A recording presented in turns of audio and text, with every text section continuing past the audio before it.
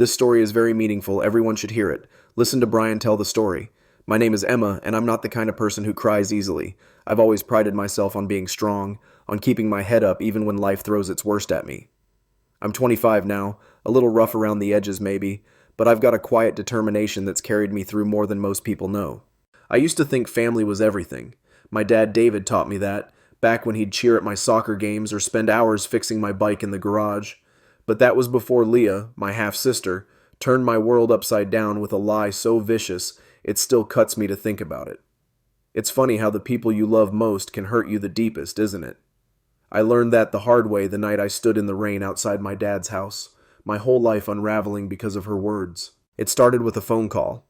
I was in my tiny apartment, the one I'd scraped together after college, trying to figure out what to do with my life. The rain tapped against the window, a steady rhythm that matched the unease in my chest when I saw Dad's name on the screen. His voice was tight, like he was holding something back. "Emma, we need to talk. Can you come over?" I didn't ask questions. I just grabbed my jacket and drove through the drizzle to the house I'd grown up in, the one that used to feel like home. The streets were slick, reflecting the orange glow of the streetlights, and my windshield wipers swished back and forth like they were trying to erase the growing dread in my gut. I didn't know it then, but that night would be the last time I'd walk through that front door without feeling like a stranger. When I pulled into the driveway, the house looked the same as always. Red brick, white shutters, a porch swing swaying faintly in the wet breeze. But something felt off. The curtains were drawn tight, and the light spilling out from the living room seemed too harsh, like it was hiding something. I took a deep breath, the damp air filling my lungs, and stepped out of the car. My boots splashed in a puddle as I made my way up the steps, my heart thudding louder with every creak of the wood beneath me. I pushed the door open, and the warmth hit me first, then the silence. It wasn't the comforting kind. It was heavy, loaded, like the air before a storm breaks. Margaret was on the couch, her arms crossed so tight her knuckles were white. She didn't look at me, just stared straight ahead, her lips pressed into a thin line. Dad stood by the fireplace, his hands clasped behind his back, his graying hair catching the light. He turned when I walked in, and for a split second, I saw something in his eyes. Regret, maybe, or fear, but it vanished as quick as it came. And then there was Leah, my half-sister, sitting primly on the edge of the sofa. Her dark hair fell in soft waves over her shoulders, and her big, doe-like eyes flicked up to meet mine, all innocence and concern. She was 20 now, 5 years younger than me, but she'd always had this way of commanding a room, like she was born to be the center of everything. I'd tried to love her, growing up. I really had. But that night, I saw something in her I hadn't before. A glint of something sharp, something dangerous. "Emma," Dad said, his voice low and strained. "Sit down. We need to talk." I hung my coat on the rack by the door, the dripping water pooling on the hardwood, and sat across from them in the old armchair that used to be Mom's. It still smelled faintly of her lavender perfume, a ghost of the life we'd had before she moved across the country and Dad remarried. "What's going on?" I asked, trying to keep my tone light, but my hands were already clenching the armrests. Dad didn't waste time. "Leah told us something serious." "Do you use drugs?" The question hit me like a slap, so out of left field I couldn't help but laugh, a short, sharp sound that echoed in the room. "What? No, of course not. What's this about?" Margaret's head snapped up then, her eyes narrowing. "Leah said she found pills in your room last weekend when you stayed over. She's worried about you, Emma. We all are." My laughter died in my throat, replaced by a cold, sinking feeling. I hadn't stayed over last weekend. I hadn't even been in that house for weeks. "That's not true," I said, turning to Leah. "I wasn't even here. What are you talking about?" Leah tilted her head, her expression softening into something almost pitiful. "Emma, I didn't want to say anything, but I've been so scared for you. You've been acting strange lately, staying out late, being secretive. I found those pills in your old room, tucked under the mattress. I think you need help." Her voice trembled, and if I didn't know better, I'd have bought it. But I did know better. I knew her. "You're lying," I said, my voice rising despite my effort to stay calm. "I've never touched drugs. You're making this up." But Margaret wasn't having it. "That's not all," she said, her tone cutting like glass. "Leah said she's seen you with shady men. Are you selling yourself, Emma?" The room spun for a second, the words slamming into me so hard I couldn't breathe. My own stepmom, the woman who'd made me pancakes on Sundays and helped me with algebra homework, was accusing me of being a prostitute. No, I choked out, tears prickling my eyes. This is insane. Leah's lying. Why can't you see that? Dad stepped forward, his hands raised like he was trying to calm a wild animal. Emma, we just want to help. If you're in trouble, you can tell us. We'll get you through it. But his voice wavered, and I could see it. He didn't believe me. Not fully. Leah piped up again, her eyes glistening now with crocodile tears. I just want to help you, Emma. I don't want you to end up like some of my friends lost in bad stuff. I wanted to lunge at her, to shake that fake innocence right off her face, but I couldn't move. You're doing this on purpose, I said, my voice shaking with fury. You want them to hate me. Margaret stood then, towering over me. That's enough, Emma. We can't trust you if you won't be honest. We need some space from you, for your sake and ours. Space. It wasn't a suggestion. It was an order. Dad's face crumpled, but he didn't argue. I'm sorry, Emma, he murmured. It's for the best. I stood there frozen as the weight of it crashed down. My own family, the people who were supposed to have my back, were turning me out because of Leah's lies. I grabbed my coat and walked out without another word, the door slamming behind me. The rain hit my face like needles, mixing with the tears I couldn't hold back anymore. I stood under the streetlight, its flickering glow catching the water streaming down my cheeks, and I felt like I'd lost everything. The next few weeks were a blur. Leah didn't stop at that night. She kept spinning her web, telling anyone who'd listen that I was a drug addict, a call girl, a mess. It wasn't just whispers anymore, it was a full-on campaign. I'd catch snippets of it in the grocery store, the way the cashier's eyes lingered on me a little too long, or overhear a hushed, "That's her," from a couple of moms at the park. My boss at the ad agency, Mr. Harris, called me into his office one morning, his bald head gleaming under the fluorescent lights like some kind of polished warning sign. The room smelled like stale coffee and printer ink, and he wouldn't meet my gaze, just stared at a spot on his desk where a stack of papers sat untouched. Emma, I've heard some troubling things, he said, his voice clipped like he'd rehearsed it. I can't have someone unreliable here. I'm letting you go. I opened my mouth to argue, to tell him it was all lies, that Leah had fabricated every word, but he held up a hand, cutting me off. I've made my decision, he said, finally looking up, his eyes tired but firm. I'm sorry. It's done. I stood there, my throat tight, clutching the strap of my bag so hard my knuckles ached. You don't even want to hear my side? I asked, my voice breaking. He sighed, rubbing his temples. It's not about sides, Emma. It's about the company. I can't take the risk. I walked out of that office feeling like I'd been gutted, the glass doors swinging shut behind me with a soft thud that echoed in my ears. 5 years at that job, late nights designing campaigns, coffee runs for the team, even a stupid award on my desk for most creative pitch, and it was gone in 10 minutes because of her. My friends were next. People I'd known since high school, the ones who'd crashed on my couch after prom or cried with me when Mom left, stopped answering my texts. I'd walk into the diner where we used to hang out, the one with the chipped red booths and the jukebox that always played Elvis, and the chatter would die. Eyes slid away from me like I was contagious, like Leah's poison had seeped into their skin too. I'd sit alone at the counter stirring sugar into my coffee until it was cold, waiting for someone to say something, anything, but they didn't. Once, I caught my old friend Sarah glancing at me from a booth, her blonde ponytail bobbing as she whispered to whoever she was with. When I waved, she turned away so fast I thought she'd snap her neck. Leah had taken everything, my job, my reputation, my family, and she'd done it with a smile.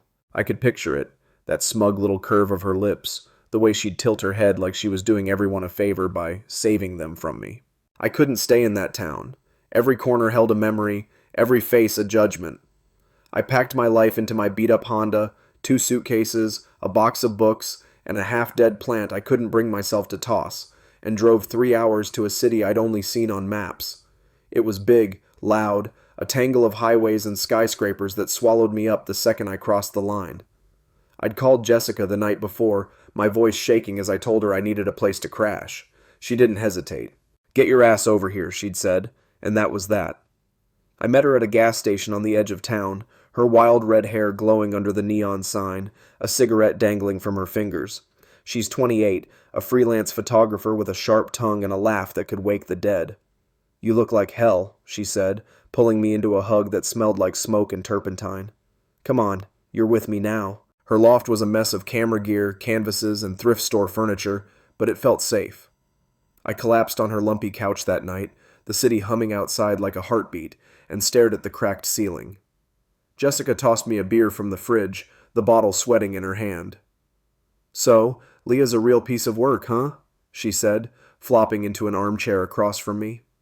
I nodded, cracking the cap off and taking a long sip. She told them I'm a druggie and a hooker. They believed her. Kicked me out. Jessica whistled low. Damn, that's some next-level evil. What's her deal? I shrugged, the weight of it pressing down on me. She's always been like that, needy, dramatic. I just didn't think she'd go this far. Jessica leaned forward, her green eyes glinting. You're tougher than this, Em. She doesn't get to win. We'll figure it out. I wanted to believe her, but it wasn't that easy. The rumors followed me like a bad smell. I'd apply for jobs, graphic design gigs, receptionist stuff, anything, and get polite rejections, or worse, no response at all. I started wondering if Leah had somehow spread the word beyond our little town, if her lies had legs I couldn't outrun. I landed a barista job at Brew and Muse, a cramped cafe with exposed brick walls and a clientele of moody artists in overworked suits. It wasn't much, minimum wage, burnt coffee beans stuck to my shoes, but it paid the bills. I'd stand behind the counter, steaming milk and forcing smiles, while inside I felt like I was disappearing. That's when Dylan showed up. It was a gray Saturday, the kind where the sky presses down like a lid, and the cafe was quiet except for the soft jazz humming through the speakers. I was scrubbing the espresso machine when the bell above the door chimed, and there he was, Dylan, Leah's ex, all lanky frame and restless hands. His hair was longer now, curling over his ears, and he had a guitar case slung over one shoulder like he'd just come from a gig. "Emma?" he said, his voice tentative, like he wasn't sure I'd remember him. I did, though. He'd dated Leah for a couple years back when she started her smear campaign, always hovering in the background with his quiet intensity.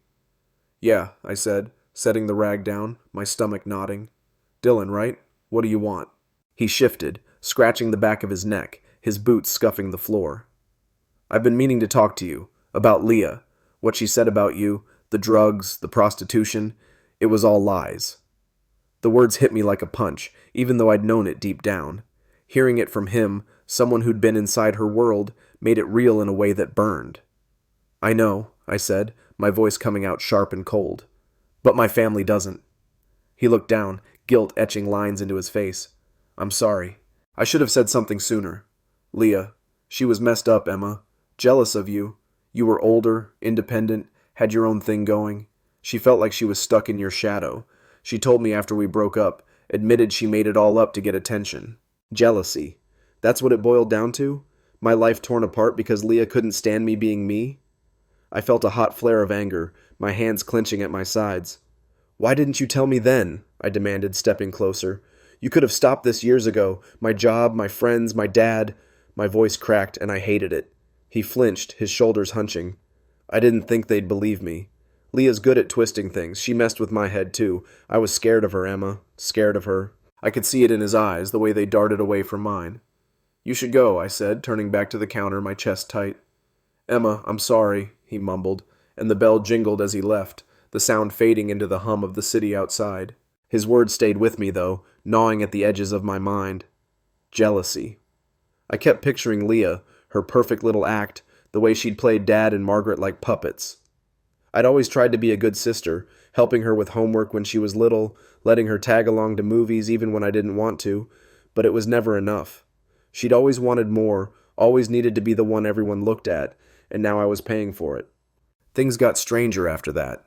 A guy started showing up at the cafe, tall, maybe 35, with dark hair and a leather jacket that looked too worn to be new. He'd sit in the corner by the window sipping black coffee and scribbling in a little notebook. His eyes, sharp, gray, unblinking, kept finding me, and it wasn't the kind of look you brush off. I noticed him first on a Tuesday, when the rain was pounding the windows and the place was half empty. He didn't smile, didn't chat with the baristas like the regulars did, just watched.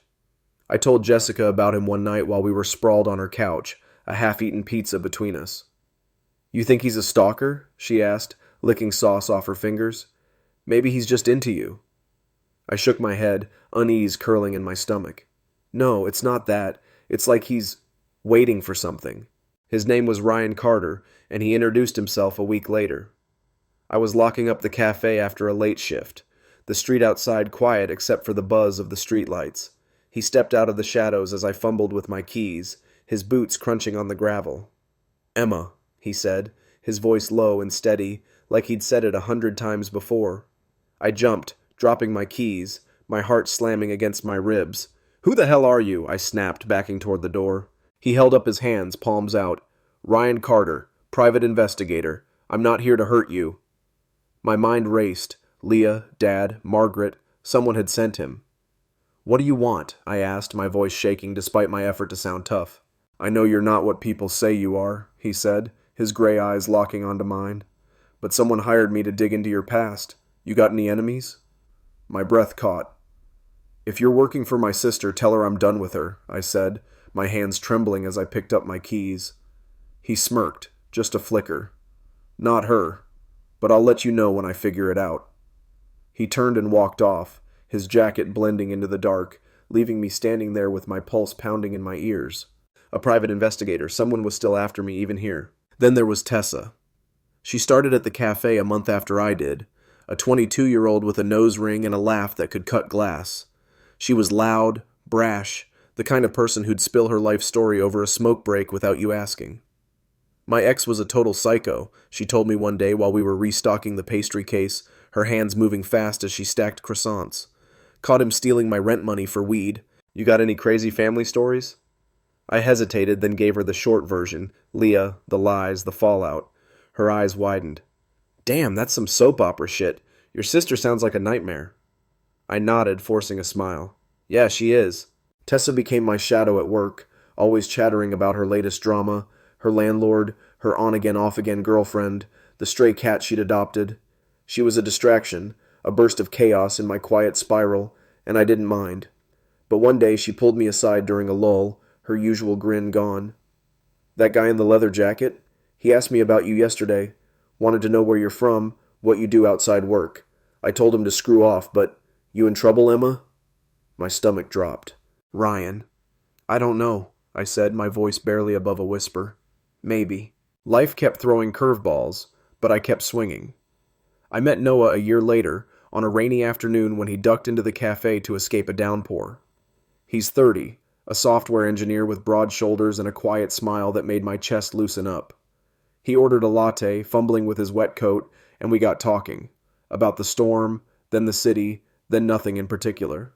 He came back the next day, and the day after that until it wasn't just coffee anymore.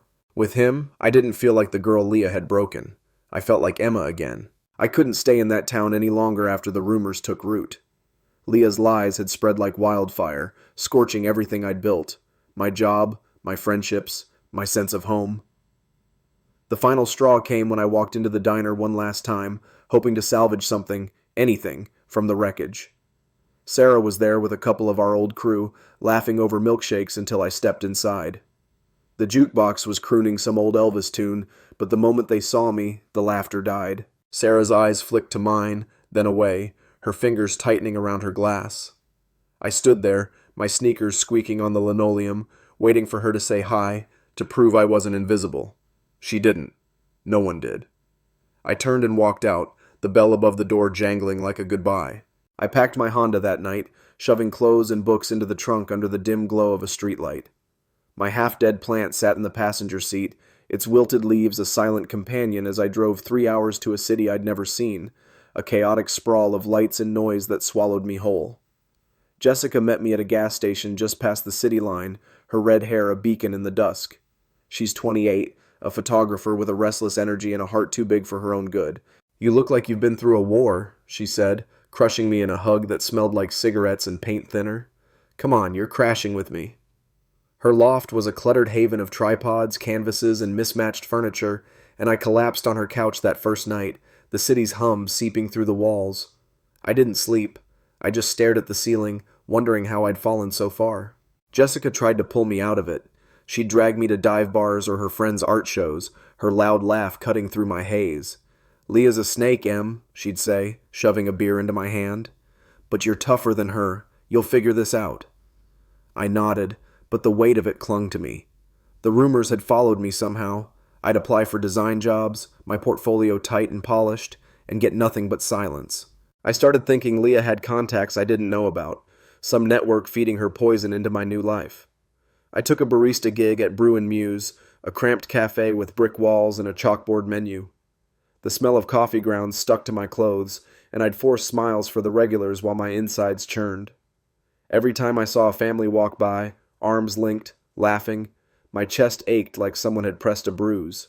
Dylan showed up on a Saturday, the air thick with the promise of rain. I was wiping down the counter, the cafe quiet except for the hiss of the espresso machine, when the bell chimed. He stood there, all lanky limbs and nervous energy, a guitar case slung over his shoulder. His hair was longer now, curling at the ends, and his eyes darted around before landing on me. "Emma?" he said, like he wasn't sure I'd recognize him. I did. He'd dated Leah back when she started her lies, always lurking in her shadow with his quiet intensity. "Yeah," I said, setting the rag down, my stomach twisting. "Dylan, what do you want?" He shifted, scratching his neck. "I've been meaning to talk to you about Leah. What she said, the drugs, the prostitution, it was all lies."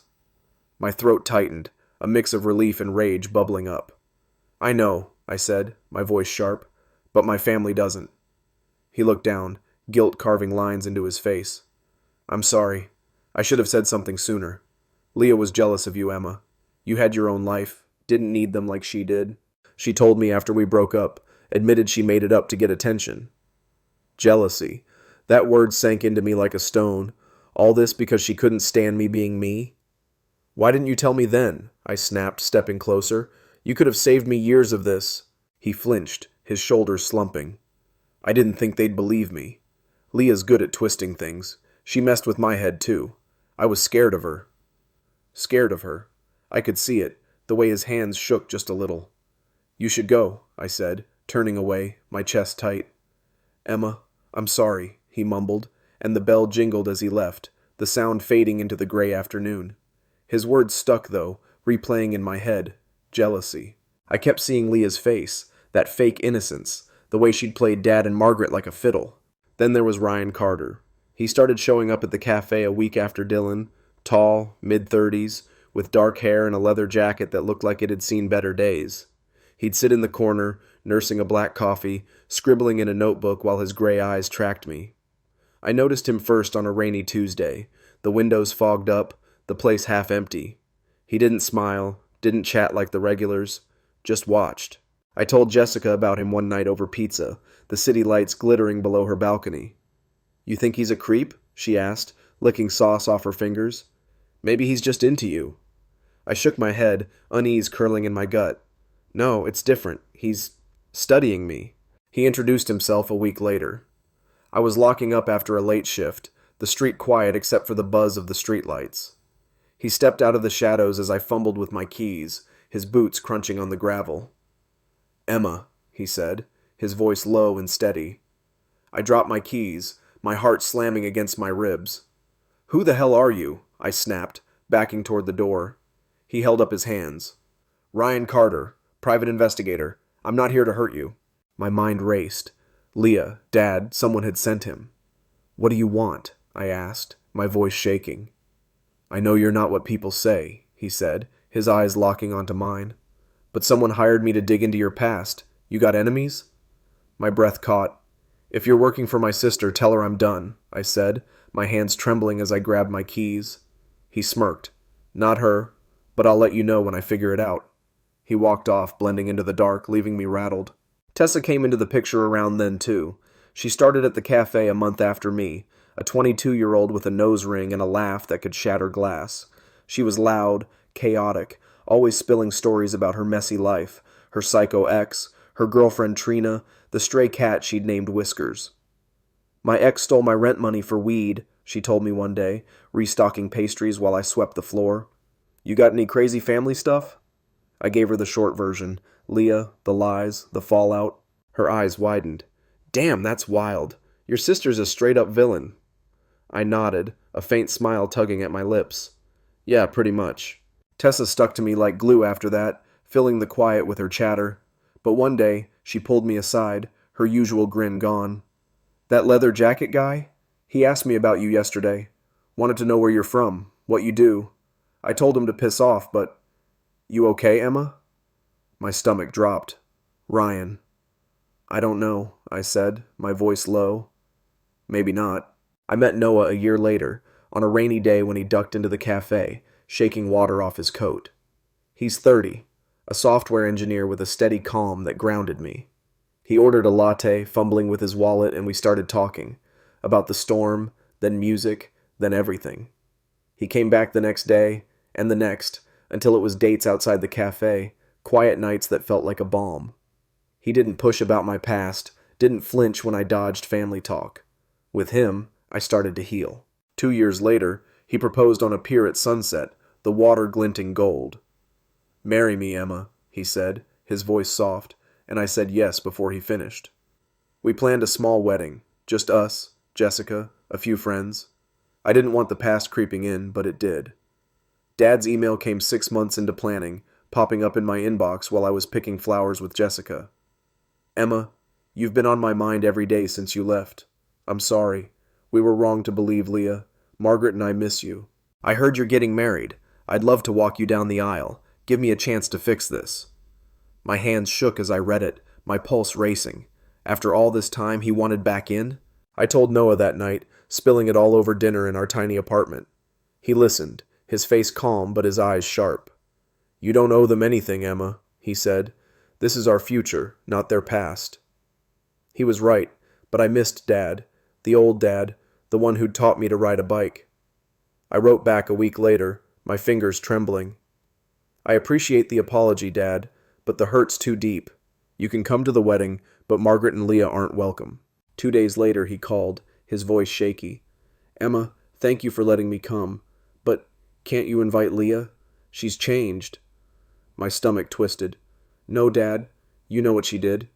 He paused, then said, "She's sorry. If she's not there, I can't come. It's about family." I went cold. An ultimatum on my wedding day. "You're choosing her again?" I asked, my voice thick. "It's not choosing," he pleaded. "It's healing." But I'd heard enough. "No, Dad. You weren't there when I needed you. Don't ruin this." I hung up, tears burning, but I wouldn't let them fall. The wedding went on without him, under a warm sun with Noah and our chosen family. It was perfect. 2 months later, Margaret's voicemail hit me like a brick. "Emma, it's Leah. She's in the hospital. She tried to hurt herself. Please, we need you." My blood ran cold. Leah, the sister who'd destroyed me, was fighting for her life. Guilt clawed at me, but I pushed it down. This wasn't my fault. I played it for Noah, my hands unsteady. "What do you want to do?" he asked, his hand on my shoulder. "I don't know," I said. "Part of me feels like I should go, but I can't." He nodded. "You're not responsible for her, Emma." I didn't go. I didn't call back. Weeks later, Dad left a message. "Leah's in rehab, Emma. She's getting help admitting what she did. Please, come see her." I deleted it. Margaret called too, begging for a reunion, but I ignored her. 6 months later, I ran into Dylan at a cafe with Noah. He looked better, his guitar case still in tow. "Emma," he said, startled. "Leah's in rehab. She's trying to make amends." I cut him off. "I don't care, Dylan. I've moved on." He nodded, a sad smile flickering. "I get it. Just thought you should know." The calls from Dad and Margaret stopped eventually. Leah faded into the past, and I built my life with Noah. Our apartment, our plans, our quiet happiness. I learned something through it all. Family isn't just blood. It's the people who stay, who see you when you're broken and don't look away. Leah took a lot, but she didn't take that. So, what do you think? Have you ever had to cut someone out to find your peace? Drop your stories below. I'd love to hear them. Life's messy, but we get through it together.